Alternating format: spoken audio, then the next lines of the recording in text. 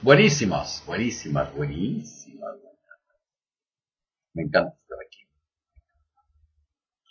Así de sencillo. ¿Y por qué? Esto es lo mío.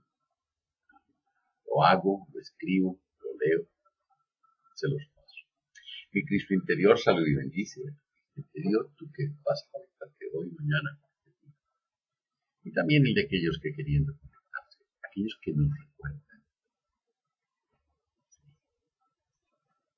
Hoy es viernes 20 de febrero de 2015. 20 de febrero de 2015.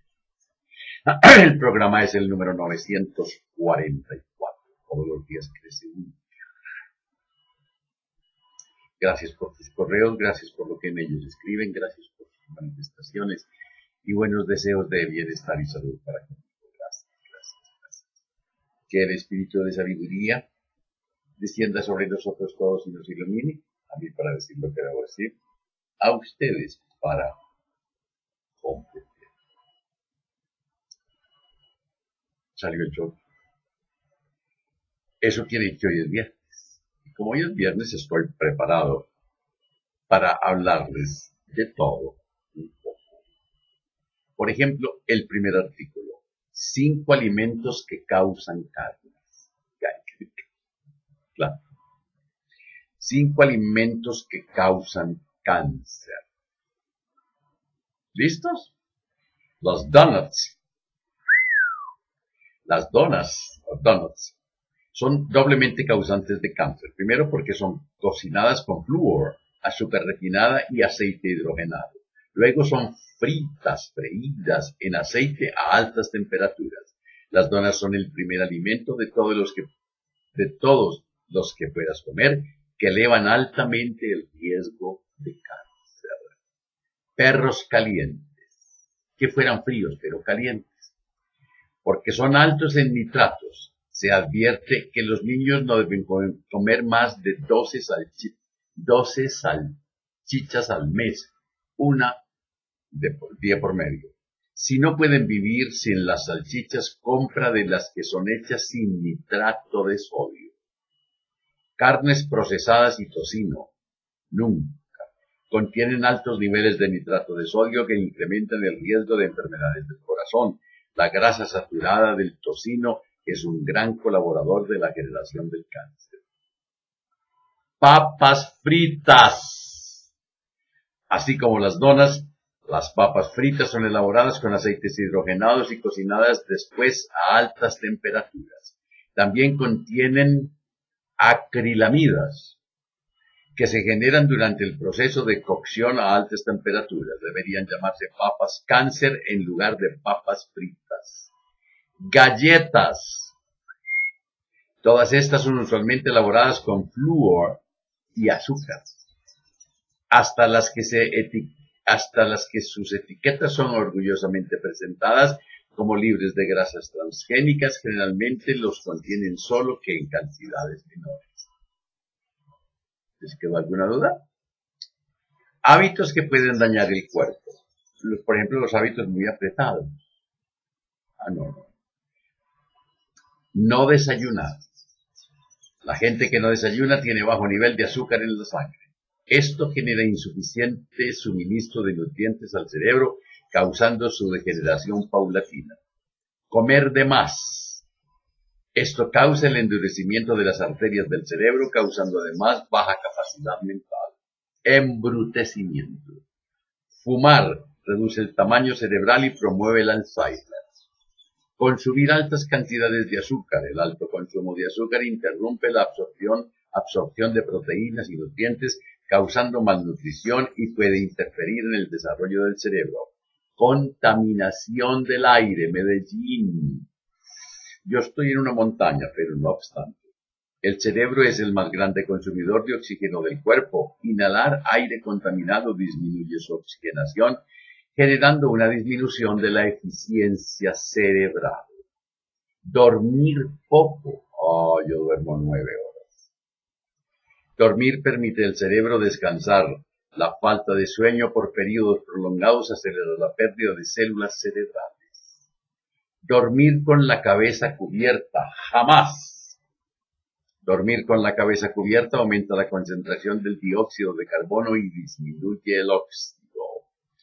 Hacer trabajar el cerebro cuando estamos enfermos. Trabajar y estudiar cuando estamos enfermos, además de la dificultad del cerebro para responder en ese estado, lo daña. Falta de estimulación. Pensar es la mejor manera de estimular el cerebro. No hacerlo provoca que disminuya su tamaño y por lo tanto su capacidad. Hacer crucigramas, resolver sudokus, así sean sopa de letras. Por favor, lean. Práctica de conversación inteligente. Conversaciones profundas e intelectuales promueven la eficiencia cerebral y alejan el Alzheimer. Una conversación inteligente no tiene que decir que la ropa, que el Nike. Causas principales del daño en el hígado. Escuchen, todos tenemos hígado, que yo sepa, son dos. El del lado izquierdo. Bueno, en fin. No sé pues, pero dormirse tarde y despertarse tarde. Es decir, dormir más. Si te duermes a las 11 de la noche y te levantas a las 10, 11, 12 de la mañana, estás jodido. No orinar por la mañana. Hay que hacer. Comer demasiado. Saltarse el desayuno. Consumir muchos medicamentos. No. 4.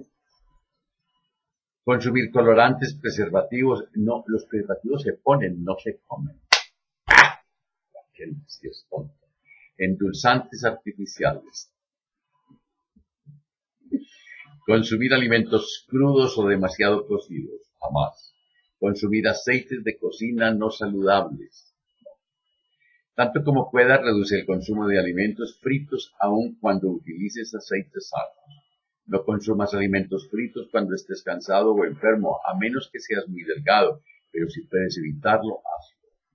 Los vegetales deben ser comidos crudos o poco cocidos. Si consumes vegetales fritos, debes hacerlo en una sola sentada, es decir, no debes guardarlos para consumo posterior. Sobre la enfermedad. Este artículo. Mucho ojo. Mucho oído. Bueno. La buena salud es la voluntad de Dios para cada uno de sus hijos y cuando no se manifiesta es claro recordatorio de que el individuo ha quebrantado alguna ley divina, ya que él mismo es responsable de sus angustias y no Dios.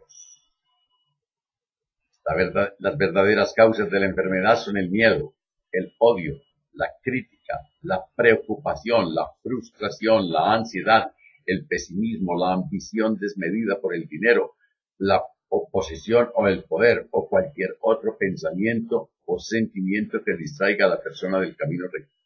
Yo le agregaría los celos. Todas estas causas erradas pueden ser contrarrestadas por conciencia de paz, confianza, amor, esperanza, victoria, perdón y otras cualidades de los maestros ascendidos.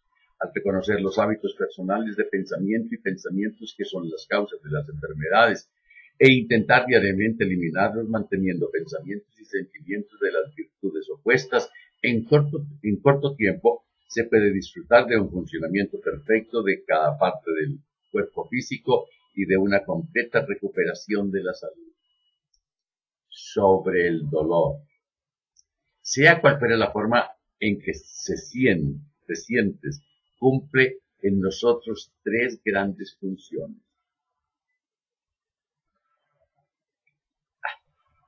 1. El dolor. Función de depuración para las que el dolor libera cargas y depura impedimentos. 2. De creación, por las que el dolor despierta fuerzas y abre caminos. 3. De advertencia, por las que el dolor avisa de un daño a fin de que el daño se repare.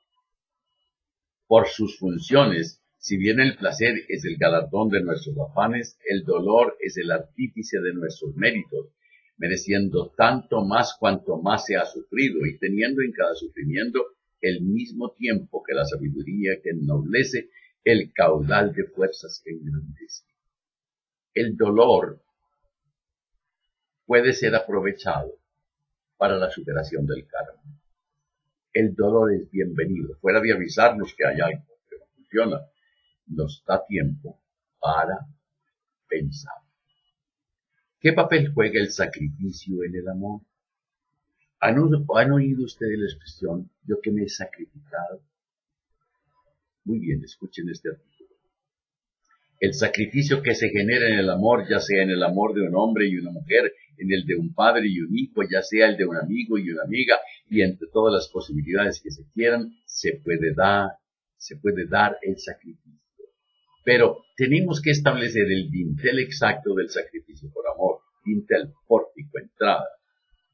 Porque muchísimas veces, el sacrificio prolongado de un amor acaba con el amor o cambia con el sentido del amor, en cuyo caso ya no es auténtico. El sacrificio en el amor debe ser una faceta más en el amor, y en esa faceta del amor llamada sacrificio no puede existir la desesperanza, no puede existir el sentimiento de agobio, de cansancio, porque entonces el sacrificio se convierte en una grave carga que cada vez se hace más desagradable. ¡Ay, me hace sufrir! Cuando esos síntomas empiezan a aparecer, debemos de cesar en el sacrificio porque ponemos en peligro el amor. Hay que estar disponibles para el sacrificio en el amor, claro, teniendo también muy en claro el que ese sacrificio no vaya a nutrir el egoísmo de la persona que demanda el sacrificio. Interesante. La oración. Escuchen este artículo para diferenciar esta oración de las camándulas, por ejemplo. Frecuentemente vemos a millones de creyentes en todo el mundo recurrir a una especie de diálogo entre ellos y el Dios al que le profesan sumisión. Esto es conocido como oración. Los musulmanes hacen oración 5 veces al día, postrándose de rodillas y tocando con la frente el suelo. Es un rito que se ha efectuado durante miles de años, algunas veces de forma rutinaria y con parsimonia y otras de manera eufórica, casi llegando al delirio. Es común enfrentarnos a ese fenómeno por cuanto medio de comunicación existe: televisión, radio, internet, periódicos, revistas y otros. ¿Qué funciones prácticas o resultados tiene la oración? Como veremos, esta juega varias funciones desde las más mundanas hasta las más increíbles. La oración, como método terapéutico, como paliativo del dolor emocional, puede muchas veces ser beneficiosa para algunos humanos, pues les permite desahogar las emociones reprimidas, expresar los deseos frustrados, las ansiedades ocultas, desahogar emociones reprimidas. Por otra parte, la oración también puede servirle a algunos como una forma de introspección o búsqueda de errores cometidos y en este sentido llevarlos a un cambio de actitud. Sin embargo, la oración también puede ser el peor enemigo de estas personas. Existen muchos seres que frecuentemente atribuyen a esta práctica consigo mismo un poder más allá que el descrito antes y creen en vano que otro ser, en este caso su Dios o algún representante o intermediario, puede escucharla y sobre todo atenderla, es decir, devolverla en forma de concesiones o favores. Y van ante una estatua de yeso o de barro o de cemento y presentan su limosna, sus ofrendas y sus oraciones. Cada quien, al que le gusta, le sabe. Los creyentes le confían al supuesto poder de la oración toda clase de decisiones importantes en la vida. Oran antes de emprender un viaje, a la entrada del quirófano, a la víspera de un examen, en la antesala de un juicio, a la espera de un resultado, en un partido durante 90 minutos. Incluso la oración interviene a la hora de tomar medicamentos, del partido de fútbol, del concurso de belleza, de las elecciones políticas y, en fin, siempre antes de todo lo que implique duda o desconocimiento de los resultados, o por simple y llano interés personal. Cada quien.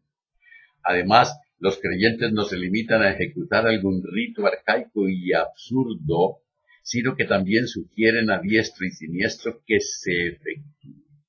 ¿Qué ateo no ha terminado de sufrir algún problema en su trabajo, con su familia o con sus amigos, cuando ya está un creyente urgiéndole órele a Dios. Los mexicanos no dicen, órale, pero este es a Dios. ¿Qué persona escéptica no ha estado lamentando la pérdida de un ser querido cuando el hombrecillo de saco y corbata y con el libro bajo el brazo se le ha acercado para aconsejarle que se acerque más a Dios, venga para acá, a través de la oración? En realidad es uno de los momentos más chocantes en la vida del ateo. El creyente no es capaz de entender, y aquí el peligro que la oración entraña, que está ciego a la realidad que le circunda. Como ejemplo esclarecedor, diremos que si un enfermo no es medicado u operado y muere a pesar de las oraciones, el creyente cree que esto ocurre porque su Dios así lo permite. Por el contrario, si la persona es medicada e intervenida quirúrgicamente y sana, el creyente deduce erróneamente que se debe a la atención hecha por su Dios mirándolo a las oraciones, como si no estuviera claro cuál es el origen de la mencionada memoria. Van dos jóvenes en una moto, se chocan, uno muere, el otro queda bien. La mamá del que quedó bien dice, milagro, mi Señor, gracias te doy, me lo salvaste. ¿Y qué diga la mamá del otro? ¿Que dónde está Dios, que el mío murió? No puede ser verdad. Existen casos en que el creyente cae en un estado deplorable, pues la oración no ha rendido fruto, esto es, no ha sucedido lo que se esperaba ocurriera sin intervención humana. Es muy triste ver cómo personas que tenemos en estima ven frustradas sus esperanzas, truncados sus sueños, vedados sus anhelos. Este es un momento crucial para el ateo.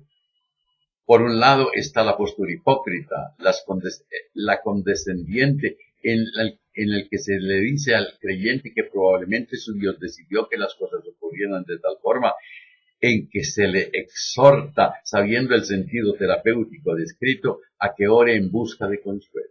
Por otra parte, está la postura más cruda, pero más real, que acepta nuestra incapacidad para evitar que algunas cosas ocurran, no porque estén escritas en algún destino, sino por la falta de medios científicos o tecnológicos para detenerlas o cambiarlas.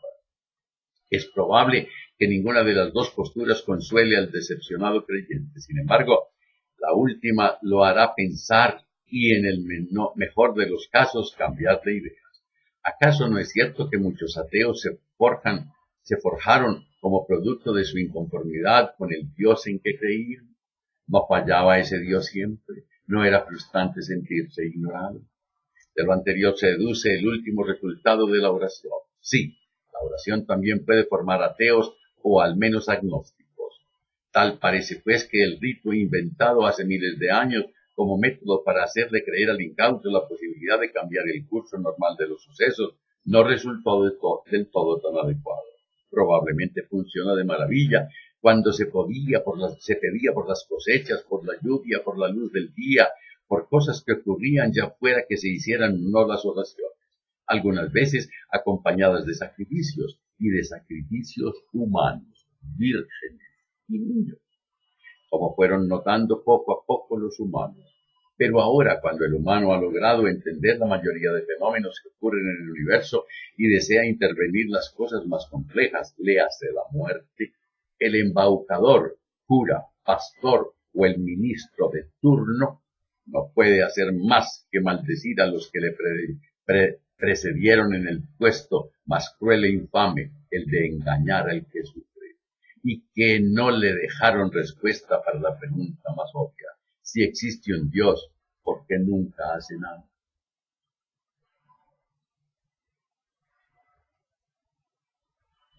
Yo tengo otra pregunta mejor. ¿Por qué Dios no hace sino lo bueno siempre?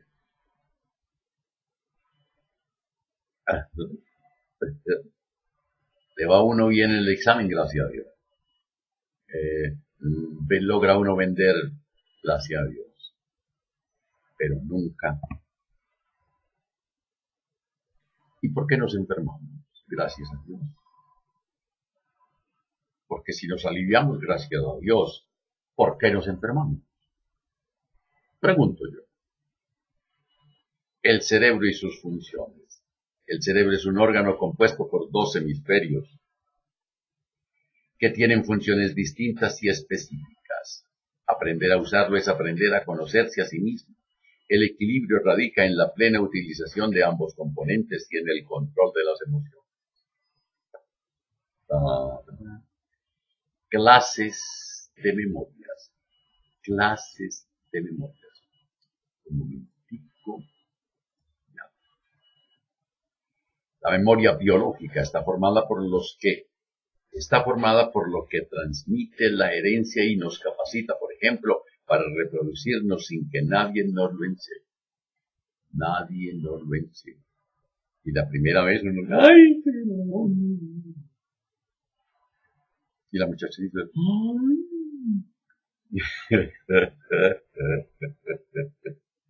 Claro que ya a uno le han dicho muchas veces que la abejita llega a la flor y toca el polen.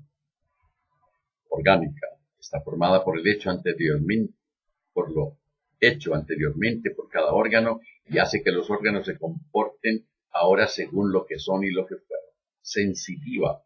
Está formada por las pasadas sensaciones y hace, por ejemplo, que los animales encuentren sus nidos y madrigueras y que el hombre vaya al encuentro de su destino. Afectiva. Está formada por los sentimientos del pasado y hace que sintamos en lo cual según corresponde al presente y al pasado. Intelectiva. Está formada por lo aprendido desde el nacimiento y hace que conozcamos lo universal y coordinemos los juicios y el razonamiento conforme a lo que conocemos. Poder, querer y saber. Potencialmente, todos tenemos capacidad para poder, querer y saber en un grado limitado, siendo potestativo de cada uno integrar las organizaciones que conviertan lo potencial en acto. En consecuencia, los seres humanos se agrupan así. El grupo de los que pueden, quieren y saben. El grupo de los que pueden y quieren, pero no saben. El grupo de los que quieren y saben, pero no pueden. El grupo de los que pueden y saben, pero no quieren. El grupo de los que pueden, pero no quieren ni saben. El grupo de los que quieren, pero no pueden ni saben. El grupo de los que pueden, pero no quieren ni saben. El grupo de los que quieren, pero no pueden. En fin, el grupo de los que saben, pero no pueden ni quieren. Así me entendí. Está bien. El grupo de los que no saben, no quieren y no pueden. Yo sí pertenezco al primer grupo, al grupo de los que pueden, saben y quieren. Y cuando no sé, busco y sepo. Y apenas yo sepo, ya. Por favor. Ya me confundí. Solo somos felices. Solo somos felices al ser lo que somos. Hay que ser lo que es. Hay que ser lo que se es. Solo somos lo que somos cuando sentimos lo que sentimos. Hay que procurar sentir lo que se siente. Solo se siente lo que se siente cuando vivimos lo que vivimos. Hay que procurar vivir lo que se vive. Solo se vive lo que se vive cuando vivimos sin reservas. Hay que procurar vivir sin reservas. Solo se vive sin reservas cuando en todo lo que se vive vivimos la propia verdad, la propia bondad y la propia belleza. Todos tenemos una verdad, una bondad y una belleza que vivir. Esforcémonos en vivirlas. En la medida en que las vivamos, el placer viene como traído de la mano. Puede ser que no venga en el instante en que lo pedimos, pero con seguridad viene cuando es más beneficioso a nuestro progreso y al total de la personalidad. Inteligentes. Aquí los voy a confundir, descrestar. Conocimientos generales, cronologías. Sócrates vivió entre el 370 y el 322 a.C. Observen que la primera fecha, la de nacimiento, es más grande que la del deceso. ¿Por qué? Porque son fechas tomadas antes del calendario juliano cristiano nuestro. Juliano no. Bueno. Sócrates fue quien dijo, conócete a ti mismo. Esa frase en el oráculo de Delfos isla, decía, conócete a ti mismo y conocerás a los dioses y al universo. Aristóteles no era un perro, no. Nació 384 al 322, contemporáneo de Sócrates. Con Aristóteles, en él se reunieron todas las ciencias de aquella época. Las ciencias de aquella época eran el organon, la física, la matemática, la política, la ética y la moral. Renato Descartes, 1596 a 1650, filósofo, matemático y físico francés, creó la metafísica moderna y atacó los principios escolásticos e impuso un nuevo método de raciocinio, se llamaba el cartesiano. Renato Descartes, sistema cartesiano, elaboró su teoría de la duda metódica y llegó al conocimiento de su propia existencia mediante el pensamiento cogito ergo sum. Cogito, pienso, ergo sum, luego existo. Latín, me encanta. Isaac Newton, 1642 a 1727, matemático. Observen la coincidencia de los matemáticos. Físico, astrónomo y filósofo inglés. Descubrió las leyes de la gravedad universal y de la descomposición de la luz. Descubrió las leyes del mundo infinitesimal. Cuando se habla de la descomposición de la luz, no es que la luz se pulga. No. Descomposición quiere decir bueno, Newton sabía. Si la población de la Tierra fuera de 100 habitantes, si la población de la Tierra fuera solamente 100 habitantes, la distribución humana quedaría inalterada como lo está hoy. Habría, escuchen, 57 asiáticos, 21 europeos, 14 americanos tanto del norte como del sur, 8 africanos. 52 serían mujeres, siempre son mayoría. 48 serían hombres. 70 serían de color, 70. Solamente 30 serían blancos. Ojo al parche. 70 serían musulmanes y de otras creencias. 30 serían cristianos y católicos. 89 serían heterosexuales. 11 serían homosexuales, pidiendo que les concedan un hijo. Qué tontería pensar, como han dicho algunos, en la igualdad de las familias. Uno no puede ser tan tonto. Cuando te abrazas, cuando te quieres, cuando te amas, la vida te abraza, la vida te quiere, la vida. El lunes hablaremos sobre la intuición. ¿De dónde viene? Que la prosperidad, la armonía, la salud, la sabiduría y el amor sean con ustedes y sus familias, conmigo y mi familia. Si hoy tienes un momento de tristeza, de aburrición, de frustración, invoca al espíritu de sabiduría, pídele que descienda sobre ti, cuéntale. Y si algo encuentras con otro, tu esposa, un hijo, jefe, un amigo, perdónalo, ámalo, agradece. Si es contigo, perdónate, ámate, agradece. Dios mío. Y no se les olvide reír, pero por nada del mundo. Hasta el lunes.